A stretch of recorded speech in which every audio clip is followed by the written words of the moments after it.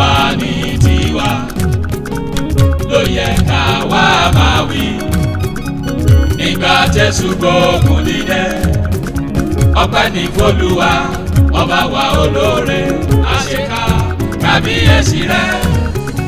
Asọpẹ́ fún Jèhófà tó gbà wá lọ́wọ́ ọ̀tá. Adúpẹ́ Olúwa. Ọlọ́jọ́ ìbí ìjọ kan yẹ o, ọlọ́jọ́ ìbí ìjọ kan yẹ o, múra gírí o, ó dá wa lóhùn.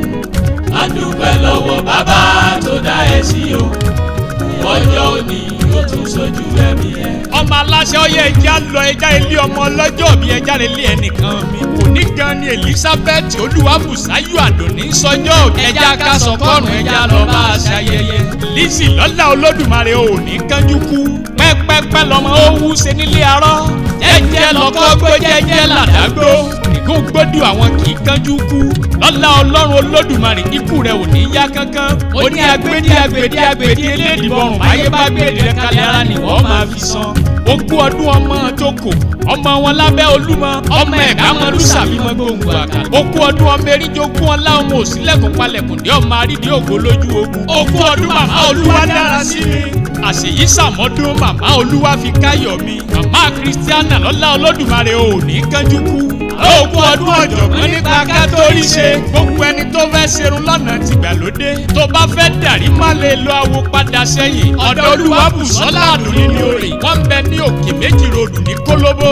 Ibẹ̀ láya tí mo fẹ́ sílé ti ń ṣerun. Lizzy ṣe bí ọ̀rẹ́ rẹ̀ ọ̀wọ́n. Ìyẹn Adé Ògún Kàfáyà ṣebó ló rán mi sí ẹ. Ó ní gbogbo ọjọ́ kọkànlélógún oṣù kejì ó ní lọ́jọ́ bí rẹ̀. Olóní kínkẹ́ ó ní kínkẹ́ kìí délédélé. Ó ní ọ̀rẹ́ bí Olúwabùsáyọ̀ mi. Ó nírú ẹ náà ní ìrírí láyé. Ó ní ọ̀rẹ́ tí jẹ tí fẹ́ kọ́ ọmọlàkejì ó jẹ ní. Ọlọ́mọ aláṣẹ bá mi kí olùbámi dámọ̀ràn tí ò lẹ́lẹ́gbẹ́. Ó ní wá bá mi kí ọ̀rẹ́ mi àfọ̀rọ̀dùn ẹni ní.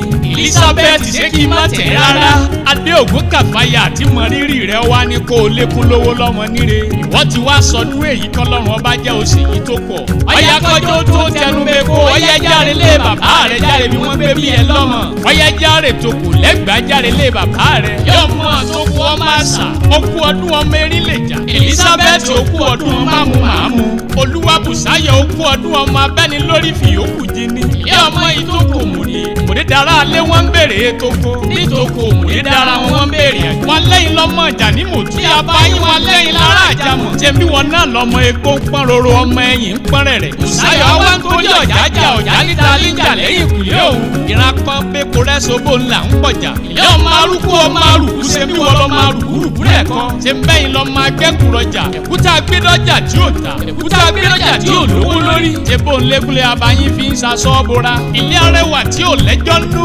Òkú ọdún adọ́gbadélẹ̀ mọ́ kù wúmi kan ẹwà rẹ̀ sì ń wúyàn. Ilé obìnrin tó pọ́n lẹ́wà bí ọ̀lẹ̀lẹ̀ àwẹ̀. Obìnrin tó mọ́ láwọ̀ látòrí tó fi kọjá akọ lọ itan. Ilé ọmọ ẹ̀gbá máa lùsàbí mọ́ gbòǹgbò àkàlà. Ọmọ eríjogún ọlá ọmọ òsínlẹ̀kùn palẹ̀kùn dé àrídìí ògo lójú ogun. Kò sí tí wọ́n ń ṣe ní Mẹ́kà táwọn ò kì í ṣe lẹ́gbàá ọmọ aládéjọ bíi wa. Wọ́n mọ mi sẹ̀mìsẹ́mì ní Mẹ́kà wa mọ́dọ̀ ògùn. Wọ́n ń gòkè àràfà ní Mẹ́kà wa ń golúmọ tíá. Àwọn gbọ́ngbọ́n kọ́mọ tiẹ̀ sábẹ́ ewé.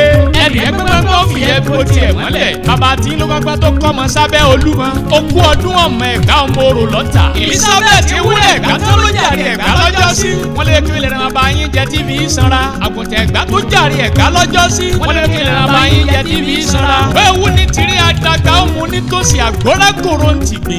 Ọdún làárọ̀ gbọ́ ọdún làárọ̀ àwùjọ ọdún làárọ̀ bì lórí àtẹ́kárí ẹni lọ́lá Ọlọ́run. Àpáàdì ní ṣáájú onífọ̀nà lọ́lá Olódùmarè ikú rẹ̀ ò ní yá kánkán. Agbèdí elédìbọrùn báyé bá gbèdì rẹ̀ kalẹ̀ ara ni wọ́n máa fi san. Mo ní adéyẹ ló bí alátẹ̀pẹ́ ọmọ Olúwa nífẹ̀ẹ́. Lọ́lá Olódùmarè mo ní wàá sì tẹ́lẹ̀ yìí pẹ́. Ǹjẹ́ ọ̀rẹ́ rẹ bí ọmọ ìyá rẹ? Ìyá Adé Ògún Kàfáyà lóní kí n fèyí kérédé ọmọ aláṣẹ ló kọ tèmi. Àbá yín tí ò ní bèjì ó ní ẹ̀rẹ̀ bára wa ṣe ẹjẹ́ ẹjọ́ sàmí ẹ̀.